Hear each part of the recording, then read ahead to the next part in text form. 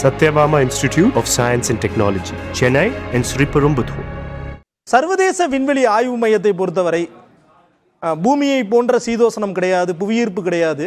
முதல்ல ஒரு விண்வெளி வீரர் சர்வதேச விண்வெளி ஆய்வு மையத்தில் சர்வே பண்ணணும் அப்படின்னா அவர் என்னென்ன மாதிரியான பயிற்சிகளை மேற்கொண்டிருப்பார், சுக்லா என்னென்ன மாதிரியான சவால்களை சந்திப்பார்னு நினைக்கிறீங்க? முதல் தகவல், இன்னும் ஒரு சற்றேறக்குறைய 1.5 மணி நேரத்திலிருந்து 2 மணி நேரம், அதாவது டாக்கிங்ல இருந்து சுமார் 2 மணி நேரத்துக்குள்ள இந்த விண்வெளி வீரர்கள் சர்வதேச விண்வெளி நிலையத்துக்கு செல்வாங்க அப்படின்னு இப்போ தகவல் அமைச்சிருக்காங்க. அவ்வளவு நேரம் வேணும் இந்த விஷயங்களை நிலைப்படுத்த என்று தகவல்கள் வந்திருக்கு. ஏன்னா ரெண்டு இணையும் போது அதிர்வுகள்னால ரெண்டும் அதிர்ந்துட்டே இருக்கும் இல்லையா, அந்த அதிர்வு நிக்கிற வரைக்கும் அதை கொஞ்ச நேரம் பார்த்துட்டு தான் அடுத்த நடவடிக்கைகள் செய்வாங்க. அதனால சுமார் 1.5 மணி நேரத்திலிருந்து 2 மணி நேரம் ஆகும் குரூ இங்கிருந்து அங்க போவதற்கு என்று சொல்லியிருக்காங்க. ஒரு சின்ன தகவல் உங்களுக்கு. இப்போ விண்வெளி நிலையத்துல நம்ம நிக்கிறோம் அப்படின்னு சொன்னாக்க அங்க ஈர்ப்பு விசையினுடைய இழுப்பு கிடையாது. இப்போ நம்ம பூமியில நிற்கும் போது பூமியினுடைய ஈர்ப்பு விசையினால நம்ம பூமியோட ஒட்டி நிக்கிறோம். குதிச்சாலும் நம்மள பூமி பிடிச்சி திருப்பி நம்மள கீழே கொண்டு வந்து. விண்வெளியில பொதுவா எல்லாரும் கிராவிட்டி இல்லைன்னு சொல்லுவாங்க, ஈர்ப்பு விசை இல்லைன்னு சொல்லுவாங்க. அது தவறு. அறிவியல் பார்வையில ஈர்ப்பு விசை அங்கேயும் இருக்கு, எல்லா இடத்துலயும் இருக்கு. ஆனா அந்த ஈர்ப்பு விசையினுடைய அந்த இழுப்பு ஒரு குறிப்பிட்ட திசையில நம்மள இழுக்கிற அந்த விஷயம் இருக்காது. அதான் மைக்ரோ கிராவிட்டி என்று ஆங்கிலத்துல சொல்லுவாங்க, அல்லது எடையற்ற நிலைமை அப்படின்னு நம்ம சொல்றோம். எடையா இருக்காது. அப்போ அந்த எடையற்ற நிலைமையில நம்ம மிதந்துகிட்டே தான் இருக்கும், மிதந்துகிட்டே எல்லாத்தையும் செய்யணும். இப்போ நான் ஒரு விண்வெளி நிலையத்துக்குள்ள போய் ஒரு கம்பி இருக்கு, அந்த கம்பியை லேசா நான் தட்டினேன்னா அந்த தட்டினதன் காரணமாக நம்ம நியூட்டனின் 3ஆம் விதி நம்ம படிச்சிருக்கோம் இல்லையா, ஒவ்வொரு விசைக்கும் எதிர் விசை இருக்கும்னு. அதை தட்டினதன் காரணமாக என்னுடைய உடல் எதிர் திசையில போக ஆரம்பிச்சு. அப்போ முதல்ல சில நாட்கள் இயல்பாக அந்த விண்வெளி நிலையத்திற்குள்ள இங்கிருந்து அங்க போவதற்கே எப்படி நம்ம குழந்தையா இருக்கும்போது தலைநடை பயில்றோமோ அதே மாதிரி விண்வெளியில இயங்குவதற்கே நம்ம உடல் தயார்படுத்திக்க வேண்டியது. அதனால்தான் பொதுவா நீங்க பாத்தீங்கன்னா விண்வெளி நிலையத்திற்கு போன பிறகு முதல் 2 நாட்கள் பெருசா பணி எதுவும் இருக்காது. அங்க இருக்கக்கூடிய நிலைக்கு நம்மளை தயார்படுத்திக்கக்கூடிய அந்த விஷயங்கள் தான் முக்கியமா இருக்கும். 2வது ஒரு மிகப்பெரிய சிக்கல் என்னவா இருக்கும் அப்படின்னு சொன்னாக்க, பூமியில இந்த இழுப்பு அப்படின்னு நம்ம சொன்னோம் இல்லையா, அந்த எடை காரணமாக பொதுவா நம்ம இப்ப நான் உட்கார்ந்துட்டு இருக்கேன் அப்படின்னு சொன்னாக்க நம்முடைய உடல்ல இருக்கக்கூடிய ரத்தத்துல ஒரு குறிப்பிட்ட அளவு கால் பகுதிக்கு பக்கத்துல இருக்கு. தலைக்கு அந்த இழுப்பை எதிர்த்துதான் தலைக்கு ரத்தம் போகுது, மேல போகுது இல்லையா. இப்ப நம்ம வீட்லயே மொட்டை மாடியில தண்ணி டேங்க்ல தண்ணி நிரப்பணும்னா பம்பு போட்டுதான் நிரப்ப வேண்டியது. ஆனா எடையற்ற அந்த விண்வெளி நிலையத்துல உடல்ல எல்லா பகுதியிலையும் ஒரே அளவுக்கு ரத்தம் பாயும். அப்போ பூமியில இருக்கிறத விட வித்தியாசமா இருக்கும். அப்ப தலையில கூடுதலாக ரத்தம் பாயும். தலைப்பகுதியில கூடுதலா ரத்தம் பாய்வதனால ஒரு தலைவலி, கண் தெளிவற்ற ஒரு பார்வை போன்ற சில சிக்கல்கள் துவக்க கட்டத்துல எப்பவுமே இருக்காது. அப்புறம் நம்ம உடல் சரியாயிடும். இப்பவே நம்ம ஒரு புது ஊருக்கு போனா அங்க இருக்கக்கூடிய சப்தங்கள் நமக்கு அப்படியே கேட்டுக்கிட்டே இருக்கும். ஆனா கொஞ்ச நாள் இருந்த பிறகு அது அப்படியே நமக்கு பழகி அது நமக்கு உணர மாட்டோம் இல்லையா. அதே மாதிரி உடல் அதுக்கு பழகிடும். பட் அந்த முதல் 2 நாட்கள் இந்த மாதிரியான பல சவால்கள், அந்த சவால்களை நம்முடைய உடல், நம்முடைய பழக்கம், அதுக்கெல்லாம் பூமியில பயிற்சி கொடுத்திருப்பாங்க. அந்த பயிற்சிகளின் அடிப்படையில் நம்ம அங்க சரி பண்ணிப்போம்.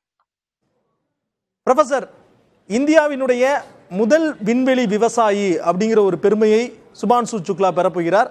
அவர் சர்வதேச விண்வெளி ஆய்வு மையத்தில் 14 நாட்கள் மேற்கொள்ள உள்ள அறிவியல் ஆய்வை கொஞ்சம் பட்டியலிடுங்கள் நேயர்களுக்காக. அவர் செய்யக்கூடிய ஆய்வுகள்லாம் என்ன அப்படின்னு பாத்தீங்கன்னா 3 விதமா பிரிக்கலாம். முதல் ஆய்வுகள்லாம் தாவரவியல் சார்ந்தது. என்ன பண்ண போறாங்க அப்படின்னா, நான் வந்து ஒரு ஒரு ஒரு உதாரணம் அந்த தாவரவியல் செய்யக்கூடிய ஆய்வுல வந்து ஒரு உதாரணம் உங்களுக்கு சொல்றேன். பூமியிலிருந்து சுமார் 6 வகையான தானியங்களுடைய விதைகளை அங்க எடுத்துட்டு போயிருக்காங்க. அரிசி இந்த மாதிரி நம்ம உணவு உட்படுறோம் இல்லையா, அந்த மாதிரியான தானியங்களுடைய விதைகளை அங்க எடுத்துட்டு போயிருக்காங்க. எந்த தாவரத்துல இருந்து எந்த பயிரில இருந்து அந்த விதைகள் வந்ததோ அதுல ஒரு பாதி பூமியில இருக்கு, ஒரு பாதி அங்க எடுத்துட்டு போயிருக்காங்க, ஒரு பாதி பூமியில வச்சிருக்காங்க. இந்த விண்வெளிக்கு எடுத்துட்டு போன விதையை அங்க முளைவிட செய்து அந்த முளைவிட்ட பயிரை பூமிக்கு திருப்பி எடுத்துட்டு வருவாங்க. இதே சமயத்துல பூமியில ஒரு பாதி வச்சிருந்தோம் இல்லையா, அந்த விதைகளை வந்து பூமியில வந்து பயிர் செய்வாங்க. இப்போ விண்வெளியிலிருந்து திரும்பி வந்த பயிர், பூமியிலேயே வளர்ந்த பயிர், ரெண்டுத்துல இருந்தும் விதை எடுப்பாங்க. ரெண்டுத்துல இருந்தும் அடுத்த தலைமுறை அப்படின்னு ஒரு சில தலைமுறைகளுக்கு இந்த பயிர்களை வந்து விளைவிப்பாங்க.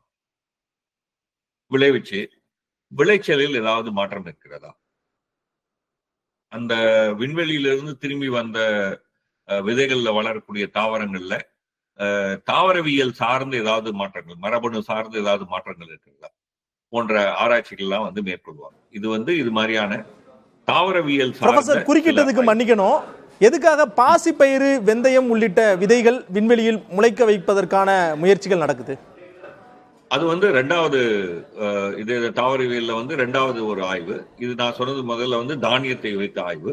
ரெண்டாவது வந்து இப்போ நம்ம வந்து பல பயிர்களை வந்து முளை செய்து நம்ம சாப்பிட்றோம் இல்லையா, இப்போ பாசிப்பயிறு, வெந்தயக்கீரை இதெல்லாம் சாப்பிட்றோம்ல, அதே மாதிரி வந்து உங்களுக்கு வந்து விண்வெளியில நமக்கு வந்து உணவு உற்பத்தி செய்யணும்னா, இப்ப நம்ம வந்து செவ்வாய்க்கோளுக்கு போனோம்னு சொன்னாக்க, நிலவுக்கு போனோம்னா ஒரு 3 நாட்கள்ல போய் நிலவை எடுத்துடலாம், அங்க ஒரு 10-15 நாள் இருந்து திரும்பி வந்துடலாம். இதுக்கு தேவையான உணவுகளை நீங்க வந்து நம்ம பூமியிலிருந்து எடுத்துட்டு போயிட்டு வந்துடலாம். ஆனா இப்போ செவ்வாய்க்கோளுக்கு போறோம் அப்படின்னு சொன்னாக்க அந்த திட்டம் சுமார் 1 வருடத்துக்கு குறைந்தபட்சம். நம்ம செவ்வாய்க்கோளுக்கு போனோம்னாக்க அங்க ஒரு ஒரு ஒரு நிமிடம் மட்டும் இருந்துட்டு திரும்பி வந்துட போறது இல்லை இல்லையா. இதெல்லாம் கணக்கெடுத்து பார்த்தோம்னு சொன்னா சுமார் 8 மாதங்களிலிருந்து 1 வருடம் வரைக்கும் அந்த செவ்வாய் பயணம் நீடிக்கும். இந்த மாதிரி ஒரு நீடித்த பயணத்துல நமக்கு வந்து உணவு வந்து நம்மளே தான் உற்பத்தி செய்யணும். அப்படி உணவு உற்பத்தி செய்யணும்னா என்ன வகையான உணவுகளை உற்பத்தி செய்யணும், எதெல்லாம் நம்ம வந்து கட்டி எடுத்துட்டு போனோம், எதெல்லாம் நம்ம உற்பத்தி செய்யணும், இந்த மாதிரியான விஷயங்களுக்கு வந்து இந்த முளைவிட்ட பயிர்கள் வந்து ஒரு சத்தான நமக்கு வேண்டிய புரதங்கள் கொடுக்கக்கூடிய உணவு இல்லையா. ஸோ அது மாதிரியான விஷயங்களையும் ஒரு 2வது தாவரவியல் ஆய்வாக அங்க வந்து அவங்க செய்யறாங்க. அப்படி விண்வெளியில முளைக்கும் போது அதனுடைய முளைத்திறன் என்னவா இருக்கு, அந்த தாவரங்களினுடைய சத்துல ஏதாவது வேறுபாடு மாறுதா போன்ற விஷயங்களையும் வந்து ஆராய்ச்சி செய்வாங்க. இது வந்து தாவரவியல் சார்ந்த ஆய்வு. ப்ரொஃபசர், தொடர்ச்சியா என்னென்ன மாதிரியான அறிவியல் ஆய்வுகளை சுபான்சு சுக்லா மேற்கொள்ளவிருக்கிறார் என வந்து பகிர்ந்து கொண்டீர்கள். டிராகன் விண்கலம் சர்வதேச விண்வெளி ஆய்வு மையத்தோடு தற்போது இணைக்கப்பட்டிருக்கிறது. 2 விண்கலங்கள், அதாவது விண்கலத்தில் இருந்து மின்சாரம் மற்றும் தொலைத்தொடர்பு போன்றவை மேற்கொள்ளும் பணிகள் தற்போது நடைபெற்று வருகிறது. டிராகன் விண்கலத்தில் 4 விண்வெளி வீரர்கள் இருக்கிறார்கள். இந்திய வீரர் சுபான்சு சுக்லா, ஹங்கேரி, போலாந்து மற்றும் அமெரிக்க வீரர்கள் இருக்கிறார்கள். அதோடு தற்போது 7 விண்வெளி வீரர்கள் ஏற்கனவே சர்வதேச விண்வெளி ஆய்வு மையத்தில் ஆராய்ச்சியில் ஈடுபட்டு கொண்டிருக்கிறார்கள். புதிதாக வரும் 4 விருந்தாளிகளை வரவேற்பதற்காக 7 பேர் தற்போது தயாராக இருக்கிறார்கள். அவர்கள் சர்வதேச விண்வெளி ஆய்வு மையத்திற்கு அந்த நுழையக்கூடிய தருணம் தான் ரொம்ப முக்கியமான ஒரு தருணம். அதற்கு குறைந்தபட்சம் 1 மணி நேரம் ஆகும் என பதிவு செய்திருக்கிறீர்கள். அமெரிக்காவில் இருந்து தொடர்ச்சியாக உங்களுடைய தகவல்களை இவ்வளவு நேரம் தெரிவித்ததற்கு பேராசிரியர் தாவே வெங்கடேஸ்வரன் அவர்களுக்கு நன்றி. அதே போன்று இஸ்ரோவினுடைய மூத்த விஞ்ஞானி சிவசுப்பிரமணியன் சார், உங்களுக்கும் நன்றி. இந்தியர்கள் அனைவரும் பெருமைப்படக்கூடிய ஒரு தருணத்தை சுபான்சு சுக்லா ஏற்படுத்தி இருக்கிறார்.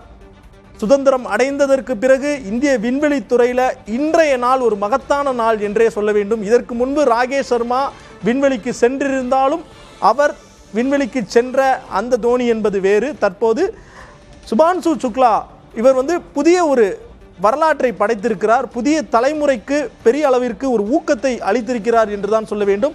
அவர் அடுத்த 14 நாட்கள் சர்வதேச விண்வெளி ஆய்வு மையத்தில் தொடர்ச்சியாக அறிவியல் ஆய்வுகளை மேற்கொள்வார். மேற்கொண்டு மீண்டும் அவர் பூமிக்கு வந்து அவருடைய அனுபவத்தை இஸ்ரோவிடம் பகிர்ந்து கொள்வார். அதன் மூலமாக இஸ்ரோ மனிதர்களை விண்வெளிக்கு அனுப்பும் கனவு திட்டமான ககன்யானும் மேற்கொள்ளப்படும்.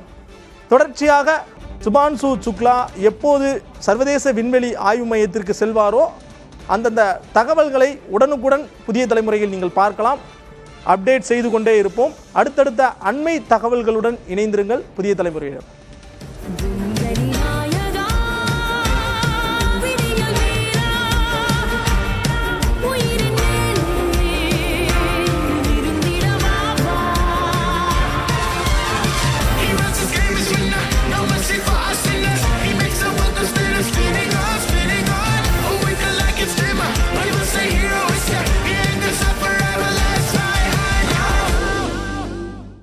Satyabama Institute of Science and Technology, Chennai and Sriperumbudur.